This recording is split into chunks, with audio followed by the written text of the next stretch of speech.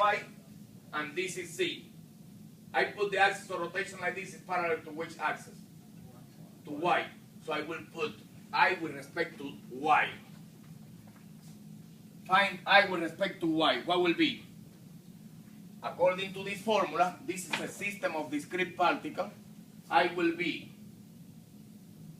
m1 r1 squared plus m2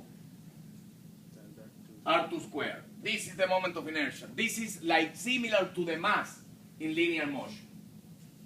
So the mass is not what is important. What is important is the combination of that, m and r squared, where r is the distance from the axis of rotation to what is the mass. Good. What about with respect to c? This is c. If it's rotating like this, with respect to c, it will rotate like this. Is that right? The moment of inertia, assuming that is the same thing, instead of that, I put the moment of inertia like this. I mean the axis, sorry. The axis like this. I want to find I with respect to c. What will be?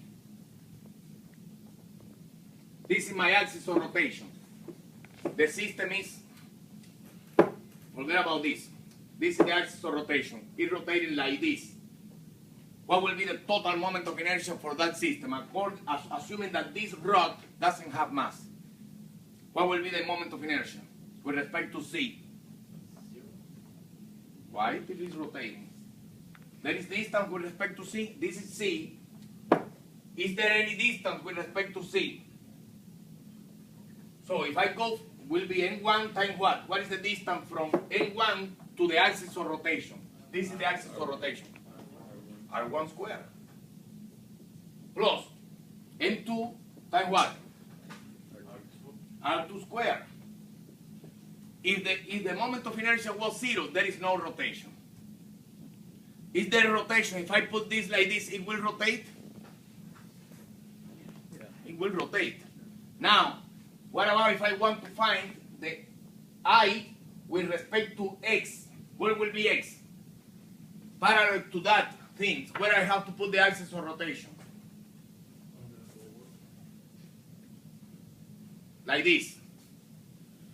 What is the moment of inertia? 0. Now it's 0. Can you see that there is no rotation of the system? Right? So with respect to c, there is no rotation. Sorry, with respect to x. There is no rotation. How much is the moment of inertia? 0. Why? Is there any distance from the mass, perpendicular distance from the mass to x? From the mass to x, there is no moment of inertia. So it's a scalar, but it's a scalar that depends on in which direction is the axis of rotation. What will be r in this case? R, in this case, doesn't have the same meaning than this. It's a different meaning. It's perpendicular distance from the mass to the axis of rotation. Different meaning. So R here, in this formula, R is the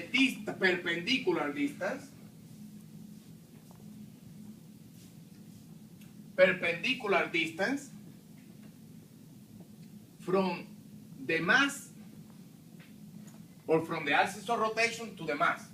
Distance is the same, one way or the other. Perpendicular distance from the axis of rotation to the mass. This is the definition of that. Any question on how to define a moment of inertia for a discrete system of particles? Discrete means individual particles. Let's say that you have now a system like this.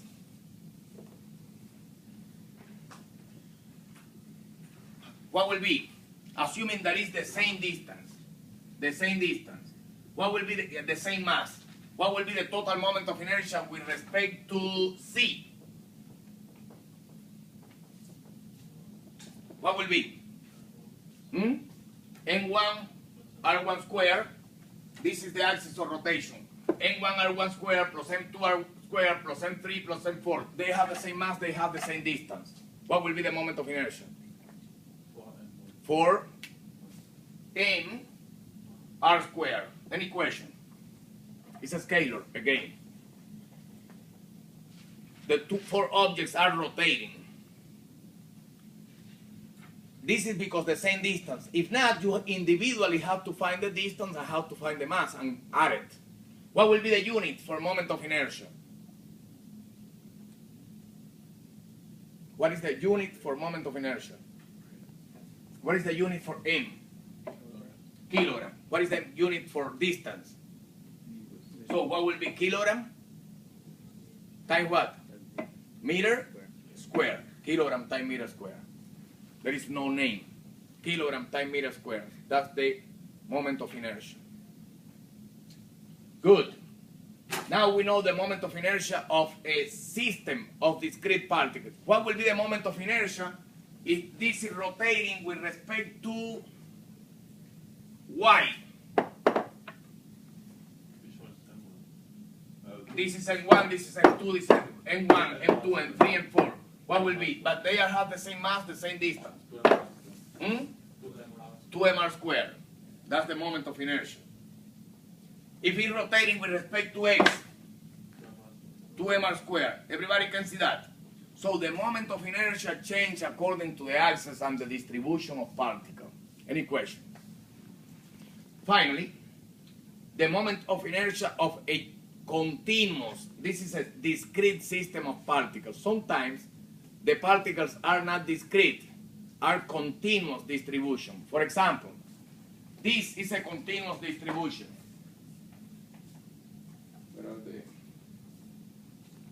This is a continuous distribution. Can you see individually the particle here, the molecules and everything? No. They are in infinitesimal distance from each other. So this is a continuous distribution. We cannot use the sigma, mr squared. This is a continuous distribution. As I said before, these have the same mass. If they have the same mass and different moment of inertia because different distribution, you can see that they rotate differently.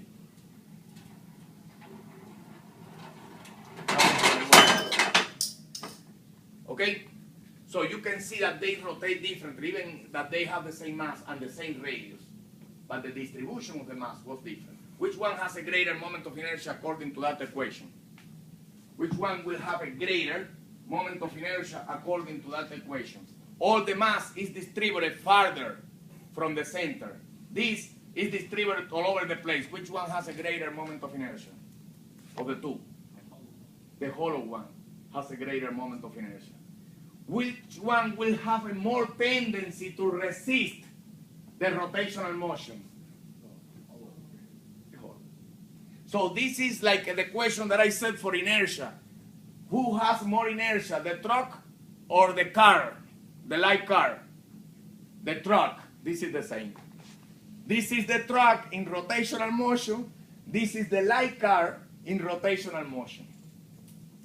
This is the analogy. All right, anyway, it was a long lesson, but it's very important because if you don't understand every single thing here, every definition, you won't understand rotational motion. As I said, this is the more intense chapter, but it's the same. When you connect everything with what we learned before, it will be the same thing.